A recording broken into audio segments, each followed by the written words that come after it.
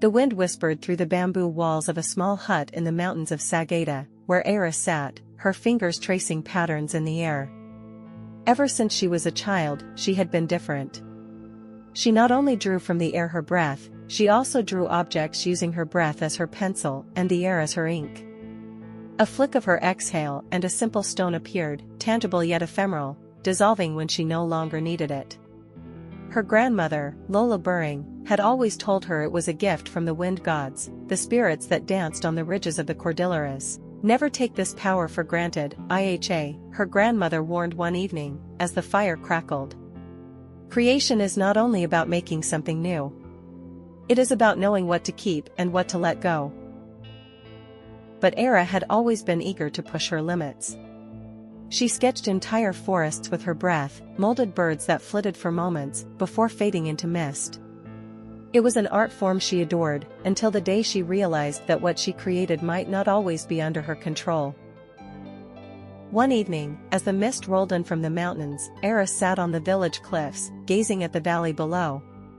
The villagers were celebrating the harvest, their laughter drifting in the wind, but Era felt a deep yearning to create something grand, something that would last forever. What if I could make a bridge, she whispered to herself. Holding her breath, she visualized an arched pathway made of woven silver mist. As she exhaled, the bridge took shape, intricate, solid, shimmering under the moonlight. Era, stop, cried a voice behind her. It was Juno, her childhood friend, his eyes wide with alarm. You don't know what you're doing. But Era was entranced. She stepped forward, placing a foot on the misty structure, and for a moment, she felt invincible. Then the wind roared, as if angry, and the bridge trembled violently. Era gasped, losing her balance. The bridge crumbled, and she plummeted towards the abyss. But before she could scream, something caught her. A giant bird, one of her own creations, solidified beneath her, its wings flapping against the wind's fury. It carried her safely back to the cliffside, where Juno pulled her into his arms, trembling. Era, he whispered, your breath gives life, but life is not meant to be controlled.